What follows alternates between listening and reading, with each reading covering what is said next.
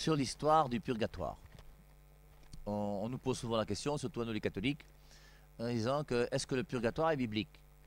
Alors je vous rappelle que c'est une question idiote. Hein, je vous rappelle et je souhaite que vous tous vous puissiez comprendre que poser la question est-ce que le purgatoire est biblique ou est-ce que Assomption est biblique ou est-ce que est biblique est une question qui n'est pas intelligente. Un homme de Dieu intelligent ne posera jamais une telle question. Ça, ce sont les hommes de Dieu qui ont été phagocytés, je sais pas, qui ont été orientés dans leur tête par une fausse doctrine. Je vous rappelle que le plus grand, j'ai envie de dire, antidogme, le plus mauvais, oui, je veux dire antidogme, c'est un faux dogme. Le faux dogme, c'est quoi? Nous, les catholiques, nous avons des dogmes. Les dogmes qui sont dans notre Église catholique sont des dogmes qui sont des définitions que l'Église nous donne pour être sûr que ce que nous croyons est vrai. Je vous rappelle qu'à chaque fois que je parle de dogme, je parle toujours de dictionnaire. Quand tu prends ton dictionnaire et dans le dico que tu as, tu vas lire la définition d'un mot. Tu as besoin tu as lu une œuvre littéraire quelconque et en lisant cette œuvre littéraire, tu as trouvé un nom que tu ne connais pas. Et le nom qui est là, tu ne sais pas ce que ça signifie, tu ne sais pas ce que ça veut dire. Et donc, tu prends la définition qui se trouve dans le dictionnaire. Et cette définition du dictionnaire, personne d'entre vous n'a dit un jour que la définition du dictionnaire est fausse. Pourquoi? Parce que le dictionnaire a été fait par les gens les plus intelligents de la langue française. Et ces gens les plus intelligents de la langue française vont donner la signification exacte du mot que tu cherches. Eh bien, c'est la même chose avec les dogmes dans l'Église catholique. Dans l'Église catholique, les gens qui ont autorité dans l'Église catholique vont te dire que voici exactement ce qu'il faut dire par rapport à, par exemple, Jésus-Christ. Jésus-Christ, c'est une personne qui a deux natures. Il a la nature humaine et la nature divine. Une personne, deux natures. C'est un dogme. La Trinité, c'est trois personnes, une seule nature. C'est aussi une définition dogmatique. La Bible a 73 livres. C'est encore une définition dogmatique. Et l'Église va proposer dans son histoire, dans son vécu, en tant qu'elle propage la parole de Dieu et qu'elle donne la parole de Dieu au monde entier, bien l'Église va nous dire ce que nous devons croire. La Bible n'a pas 66 livres. Ça, c'est la Biblette. La Bible a 73 livres. Moi, j'y peux rien. C'est pas moi qui l'ai voulu. Et je vous rappelle que la Bible de 73 livres existe depuis l'an 400, alors que la Biblette des non-catholiques existe depuis 1826. Allez vérifier, allez chercher et vous verrez. Alors, et c'est les non-catholiques qui ont jeté à la poubelle en 1826. Et nous avons une Bible depuis l'an 400 qui a 73 livres jusqu'à aujourd'hui. J'en profite pour vous dire que je vous recommande, pour ceux qui le peuvent, la Bible qu'on appelle la Bible des peuples. Si vous pouvez aller dans une librairie chrétienne et que vous voulez acheter une Bible, il faut acheter la Bible des peuples. C'est la Bible qui est la plus simple. Et si vous achetez la Bible des peuples pour vos enfants, ils auront plus de goût à lire la Bible que si vous prenez une Bible plus compliquée. La Bible de Jérusalem est un peu compliquée. Le français est un peu dur. Les notes sont plutôt théologiques. Tandis que là, les notes sont pastorales et c'est une très bonne Bible. La Bible des peuples. Pour vous et même pour vos enfants. Et si vous avez une autre Bible, achetez quand même la Bible des peuples. Et vous allez faire vos études en comparant les deux Bibles et ça va ne faire que de vous aider.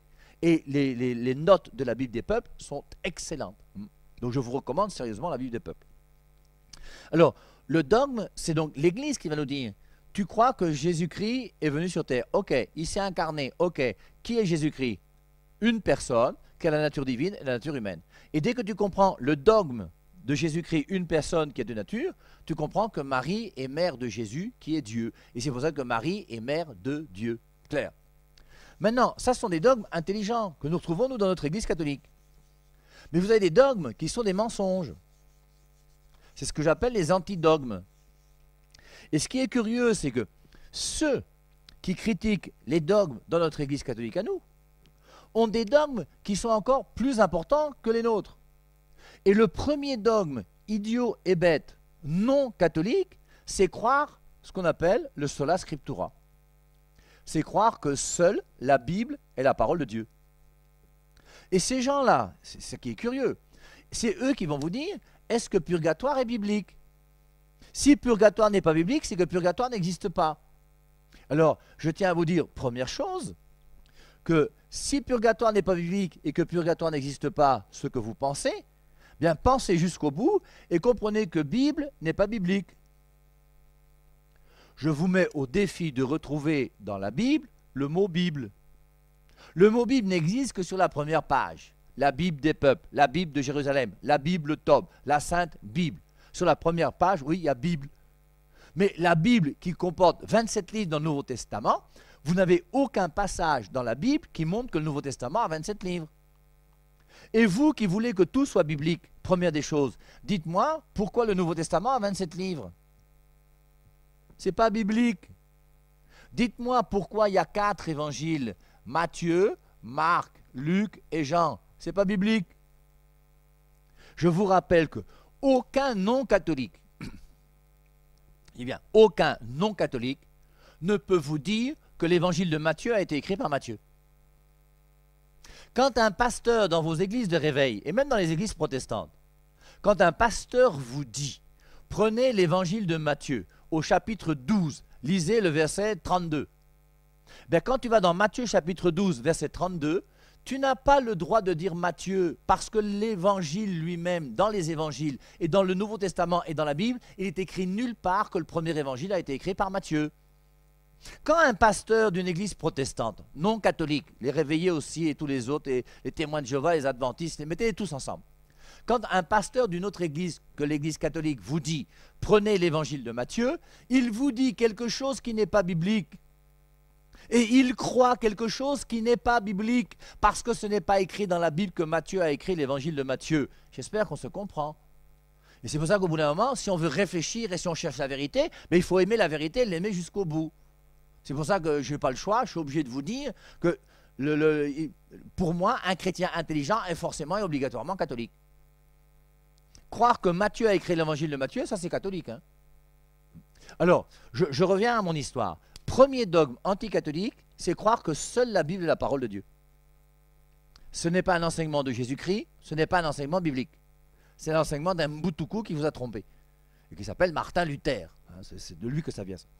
Donc, maintenant, purgatoire, biblique ou pas biblique? Alors, nous, en tant que catholiques, que ce soit biblique ou pas, on s'en fout. Il y a plein de choses d'ailleurs qui ne sont pas bibliques. Hein. Canal 2, c'est pas biblique. Hein. Cameroun, c'est pas biblique. Père Ave Marie, c'est pas biblique non plus.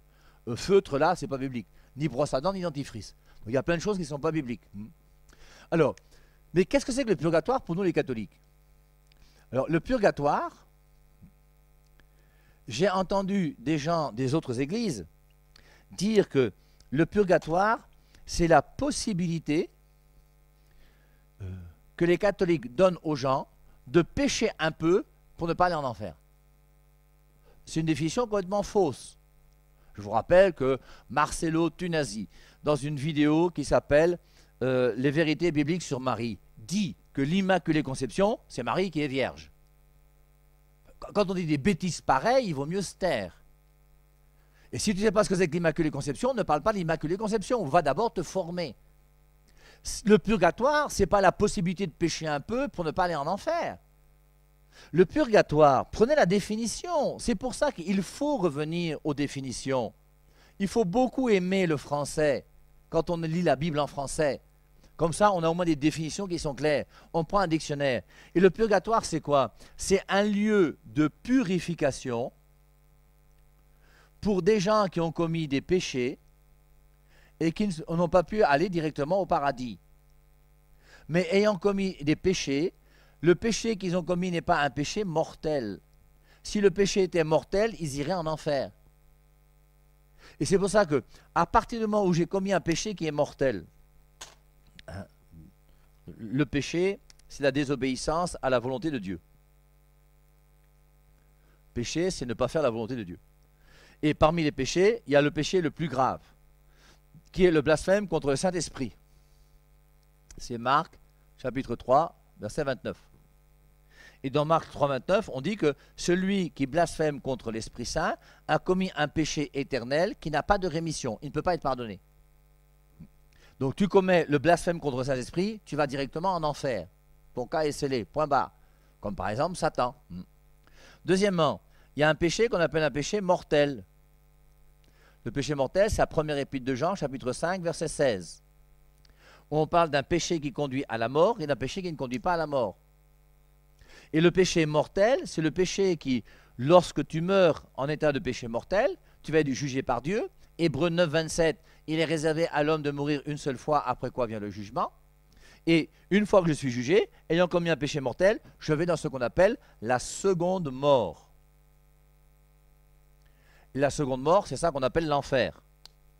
On va lire un passage biblique ou deux. Prenons Matthieu, chapitre 25. Dans Matthieu, chapitre 25, c'est donc le dernier discours de Jésus-Christ, avant d'entrer dans sa passion, où il nous parle du jugement dernier. Lorsque le Fils de l'homme viendra dans sa gloire avec tous les anges, il s'assiera sur son trône de gloire. Toutes les nations seront assemblées devant lui. Il séparera les uns d'avec les autres, comme le berger sépare les brebis d'avec les boucs. Et il mettra les brebis à sa droite et les boucs à sa gauche. Alors le roi dira à ceux qui seront à sa droite, « Venez, vous qui êtes bénis de mon Père, recevez en héritage le royaume qui vous a été préparé dès la fondation du monde. Car j'ai eu faim et vous m'avez donné à manger. J'ai eu soif et vous m'avez donné à boire. J'étais étranger et vous m'avez recueilli. Nu et vous m'avez visité. J'étais malade et vous m'avez visité. J'étais en prison et vous êtes venus vers moi. » Alors les justes lui répondront, « Seigneur, quand avons-nous vu avoir faim et t'avons-nous donné à manger, ou avoir soif et t'avons-nous donné à boire? Quand t'avons-nous vu étranger, ou t'avons-nous recueilli, ou nu et t'avons-nous vêtu? Quand avons-nous vu malade ou en prison et sommes-nous allés vers toi? » Et le roi leur répondra, « En vérité, je vous le dis, dans la mesure où vous avez fait cela à l'un de ces plus petits de mes frères, c'est à moi que vous l'avez fait. » Ensuite, il dira à ceux qui seront à sa gauche, « Retirez-vous de moi, maudits, allez dans le feu éternel préparé pour le diable et pour ses anges. » Matthieu, chapitre 25, verset 41. Voici l'enfer. « Retirez-vous de moi, maudits, allez dans le feu éternel. » Éternel, en français, ça veut dire quoi? Ça veut dire sans commencement ni fin. Immortel, c'est sans fin. Éternel, c'est sans commencement ni fin. Ensuite, il dira à ceux qui seront à sa gauche, « Retirez-vous de moi, maudits, allez dans le feu éternel, préparé pour le diable et pour ses anges. Car j'ai eu faim, et vous ne m'avez pas donné à manger. J'ai eu soif, et vous ne m'avez pas donné à boire, etc. etc. » Et à la fin, il dit au verset 46, Matthieu 25, 46, dernier verset de Matthieu 25, « Et ceux-ci iront au châtiment éternel, mais les justes à la vie éternelle. » Et donc, il y a un lieu, châtiment éternel, et les justes à la vie éternelle. On retrouve ça aussi, si on veut, dans le livre de l'Apocalypse. Dans Apocalypse chapitre 21, verset 8, il est dit, je vous lis, Apocalypse 21, 8. « Mais pour les lâches, les incrédules, les abominables, les meurtriers, les débauchés, les magiciens, les idolâtres, et tous les menteurs, leur part sera dans les temps brûlants de feu et de soufre.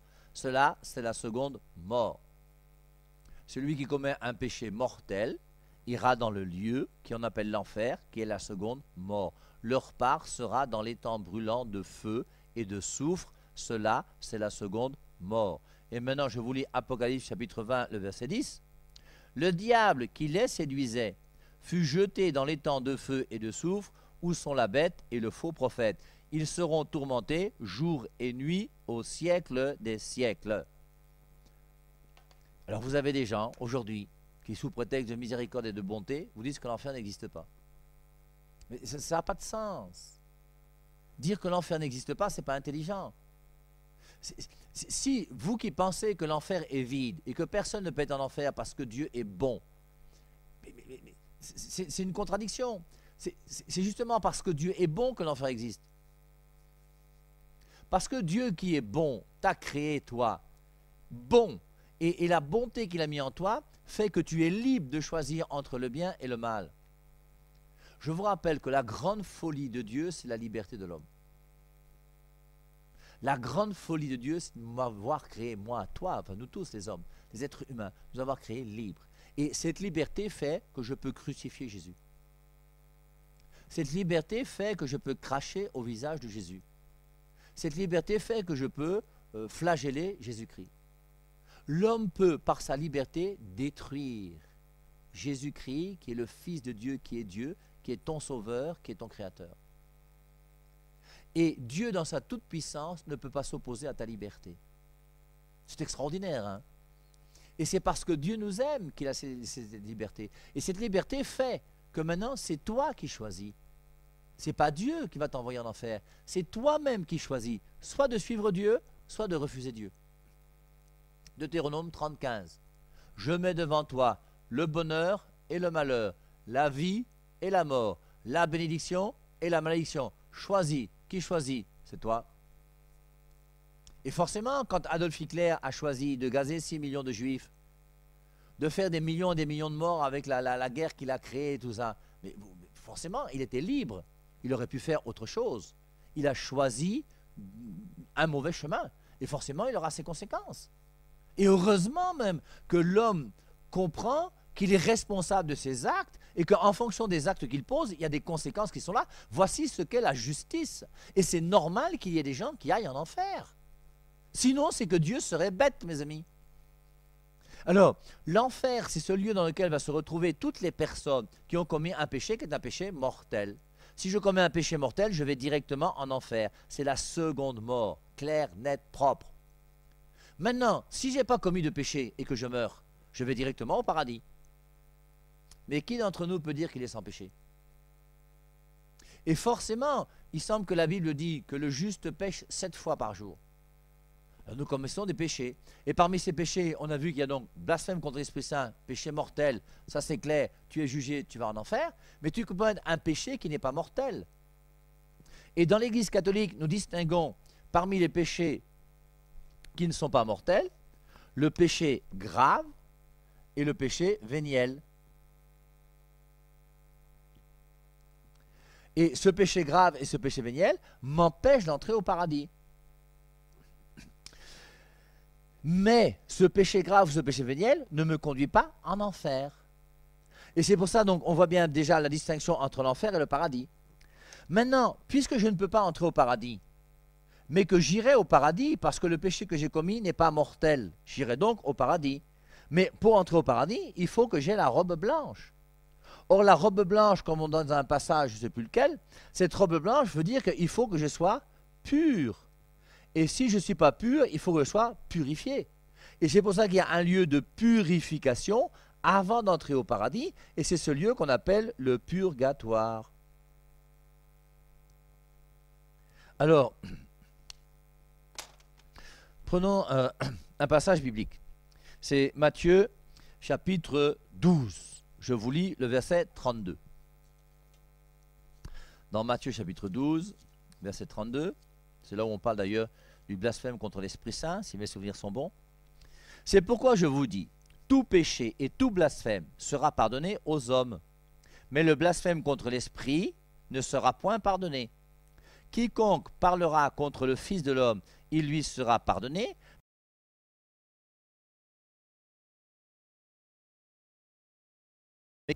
Parlera contre le Fils de l'homme, il lui sera pardonné, mais quiconque parlera contre le Saint-Esprit, il ne lui sera pardonné ni dans ce siècle, ni dans le siècle à venir. Il y a donc des péchés qui peuvent être pardonnés dans le siècle à venir. Et ces péchés qui peuvent être pardonnés dans le siècle à venir, ça ne peut être que le purgatoire. Parce que le purgatoire, c'est quoi? Il faut comprendre, vous voyez, que dans le péché, il y a deux choses. Le péché implique la faute et la peine. La faute, c'est ce qui est remis quand on va se confesser à un prêtre. Dans Jean chapitre 20, verset 23, Jésus-Christ dit aux apôtres, « Tous ceux à qui vous remettrez les péchés, ils leur seront remis. » Et on voit donc comment la faute est remise lorsque je vais me confesser à un prêtre. Mais il reste la peine. J'en profite pour vous dire, hein, lorsqu'on parle des indulgences, alors je ne sais pas si vous avez certainement entendu parler des indulgences dans votre vie, c'est pareil, oui. Quand vous entendez parler des indulgences, première des choses à faire, prenez un dictionnaire et cherchez la définition de ce que c'est que les indulgences. Et vous verrez que les indulgences dans notre Église catholique, c'est quelque chose d'intelligent, hein? C'est pas bête les indulgences. Et les indulgences ne regardent que les peines qui sont liées à des péchés qui ont été confessés. Il faut d'abord que tu sois allé te confesser chez un prêtre. Et le prêtre t'a remis. Et la faute a disparu par l'absolution que le prêtre te donne. Et maintenant que la faute a disparu par l'absolution, la peine, elle est restée. Et l'indulgence regarde la peine et non pas la faute. Et cette peine maintenant, alors pour expliquer souvent qu'est-ce qu'on fait, hein, on vous dit tu luttes avec quelqu'un. En luttant avec quelqu'un, tu prends une machette, tu lui coupes la main. C'était pourtant ton ami, mais ça s'est mal passé. Tu vas le voir à l'hôpital, tu lui dis vraiment mon frère, je suis désolé, vraiment, je te demande pardon. Il va te remettre, il va dire il n'y a pas de souci, on est amis, non? Bon, on va rester amis. Donc la faute disparaît, mais ton bras ne repousse pas. Et ton bras reste coupé. Et donc il y a la faute et la peine, même dans le péché. Et maintenant, cette peine-là, il faut que je puisse la purifier. Et c'est ça que je vais purifier dans le siècle à venir, comme dit Matthieu 12, 32. Et si je ne le fais pas en faisant mon purgatoire sur terre ou en purifiant ces peines tant que je suis sur terre à travers les indulgences, eh bien, je serai obligé de purifier cela en passant par le purgatoire avant d'entrer au paradis. Donc, c'est important. Je tiens à vous dire, pour ceux qui connaissent un petit peu l'histoire des indulgences et de Martin Luther. Martin Luther, le fondateur des protestants, n'a jamais été contre les indulgences. Dans la thèse 71 ou 72, hein, parmi les 95 thèses qu'il a affichées sur l'église de Wittenberg là-bas, il a écrit que maudit soit celui qui ne croit pas aux indulgences telles qu'enseignées par l'église. L'enseignement des indulgences, c'est quelque chose qui... Pour vous faire comprendre, si vous voulez, un petit peu les indulgences. Là, quand on dit que quelqu'un est indulgent, c'est quelqu'un qui a bon cœur, non? Et prenons l'exemple des prisonniers. Un prisonnier peut avoir l'indulgence du président de la République. Le président de la République peut remettre la peine d'un prisonnier. Un condamné à mort peut être condamné à perpétuité. Quelqu'un qui est condamné à 25 ans de prison peut être libéré par le président de la République. Et de même que le président de la République peut être indulgent envers les prisonniers, notre Église, à travers le pape, peut être indulgent par rapport à nous. C'est la même chose. C'est pour ça que les indulgences, ce n'est pas quelque chose de stupide. Les indulgences, c'est quelque chose d'intelligent. Et les indulgences regardent donc le péché qui a été confessé. Il y a une peine qui est là, et cette peine, soit je la purifie sur la terre grâce aux indulgences, soit je la purifie par le purgatoire, là où je serai, si j'ai commis un péché qui est un péché qui n'est pas mortel. Bon, j'espère que c'est un peu clair. Alors, je termine en lisant avec vous ce passage où dans la Bible, on parle de la prière pour les morts. Je parle bien de la Bible. Et quand je dis la Bible, c'est la Bible de 73 livres. La prière pour les morts est biblique. La prière pour les morts n'est pas biblétique, pour ceux qui comprennent le langage du Père et de Marie. C'est-à-dire que dans la biblette de 66 livres des non-catholiques, vous n'avez pas la prière pour les morts. Jusqu'en 1826, il y avait la prière pour les morts. À partir de 1826, quand on a jeté 7 livres de la Bible à la poubelle, il n'y a plus de prière pour les morts. Mais nous, on a gardé la vraie Bible jusqu'à aujourd'hui. Et dans le deuxième livre des Maccabées, chapitre 12, verset 40, on nous parle donc de la prière pour les morts. Je vous lis. Judas emmena son armée jusqu'à la ville d'Odolam. Arrivé le 7e jour de la semaine, ils se purifièrent selon la coutume et célébrèrent le sabbat en ce lieu. Le jour suivant, les hommes de Juda allèrent relever les corps de ceux qui étaient tombés au combat. Il était grand temps pour les déposer avec leurs parents dans les tombeaux de leurs pères. Et voici qu'ils trouvèrent, sous les tuniques de chacun des morts, des objets consacrés aux idoles de Jamnia, ce qui est bien sûr interdit aux Juifs par la loi. Donc il y a eu un combat, le peuple d'Israël a lutté contre un peuple qui les agressait, et puis il y a eu des morts, et ces morts, on s'est aperçu que tous ceux qui sont morts sont des gens qui avaient des gris-gris sur eux. Les idoles de Jamnia. Ils avaient une idole de Jamnia. La raison pour laquelle ces hommes avaient succombé devenait évidente. Tous bénirent la conduite du Seigneur, le juste juge, qui met au grand jour les choses cachées.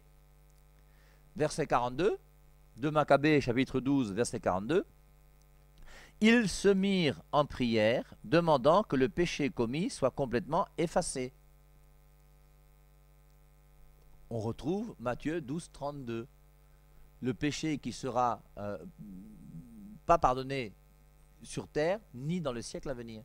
Et là, il y a un péché qui sera pardonné dans le siècle à venir. Ils se mirent en prière, demandant que le péché commis soit complètement effacé. Le péché de ces gens qui ont pris des idoles, ils demandent que le péché soit effacé. L'héroïque Judas encouragea l'assemblée à se garder de tout péché. Ils venaient de voir de leurs propres yeux ce qui était arrivé à leurs compagnons tombés à cause de leurs péchés. Il fit alors parmi ces hommes une collecte qui rapporta environ 2000 pièces. Il les envoya à Jérusalem pour qu'on y offre un sacrifice pour le péché. On fait un sacrifice pour le péché. C'était là un geste très beau et très noble, inspiré par la pensée de la résurrection. En effet, s'ils n'avaient pas cru que ceux qui étaient tombés ressusciteraient, il aurait été inutile et ridicule de prier pour des morts. Mais ils pensaient qu'une belle récompense est réservée à ceux qui se sont couchés dans la mort, ayant la foi. C'était là une pensée sainte et en accord avec la foi. Il fit donc offrir ce sacrifice d'expiation pour les morts, afin qu'ils soient délivrés de leurs péchés. Et donc, on voit comment on peut prier pour les morts. On ne prie pas pour les morts qui sont en enfer. On ne prie pas pour les morts qui sont au paradis. C'est ceux qui sont au paradis et qui sont vivants auprès de Dieu qui prient pour nous. Nous, on ne prie que pour ceux qui sont au purgatoire. Et la prière pour les morts qui est biblique montre bien que le purgatoire existe et qu'on peut prier pour ces morts qui sont au purgatoire afin qu'ils puissent se purifier pour se retrouver au paradis.